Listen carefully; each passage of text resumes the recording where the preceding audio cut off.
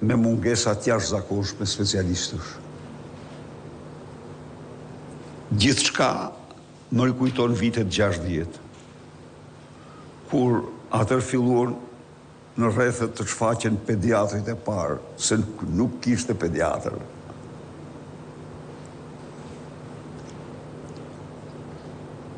Shëndetësia mori goditjet më të rënda 4 vitet e fundit. Egzodi i mjekëve u bë masiv.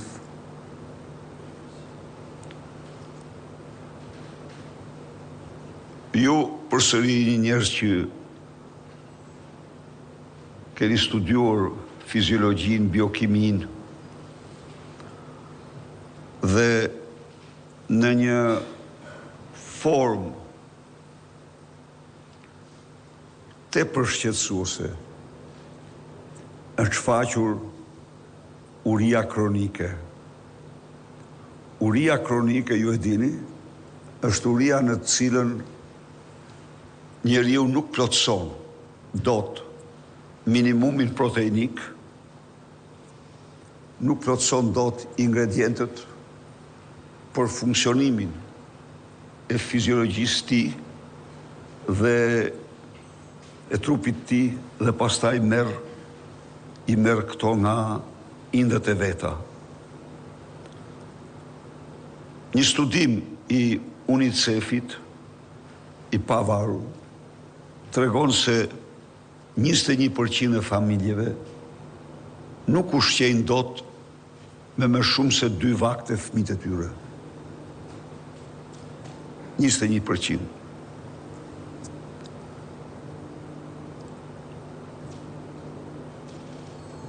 Pensionistët, të cilët janë rreth 670.000, nga këta 57% e tyre marrin një pension më të ulët se 170 euro në muaj. Por ju e kuptoni vetë, pensionistët janë gjithashtu qytetarët me nevojat më të mëdha për ilaçet. Ndërkohë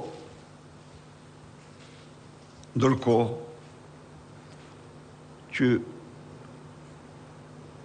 sot çmimet në këtë vend janë rritë më shpejt se në çdo vend tjetër dhe më shumë.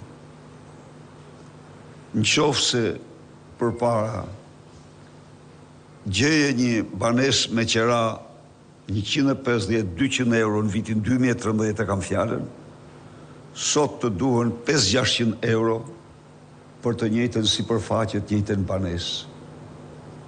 Nëse përpara e mirje kilin e bukës, kilogramën e bukës, 400 lek, 450 lek, sot e merr 1000 lek, 900 lek, 1100 lek, si pas kategorive. Nëse përpara mirje mishin, 700 lek, sot e merr 1800 lek. Po kështu produkte tjera me radhë. Mirë po, prapë po ndalem tek ky element, ky moment sa shumë i rëndësishëm. Këto njerëz,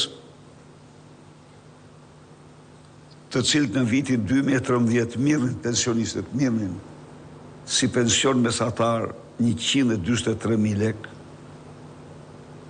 në rast se qeveria do të respektonte, do t'i ndihmonte të përballojë rritjen e çmimeve, ata sot duhet kishin një pension jo 170.000, por 390.000 lek. 390.000 lek. Tani, imagjinoni ju pra se si këta, 1/3 e popullatës sot, përballojnë jetën e tyre vetëm në saje të lëmoshave, të ndihmave që u japin të tjerë familjarë, sigurisht, po. Pra kjo një situatë në themel shumë e vështirë. Dhe për t'i dhënë një përgjigje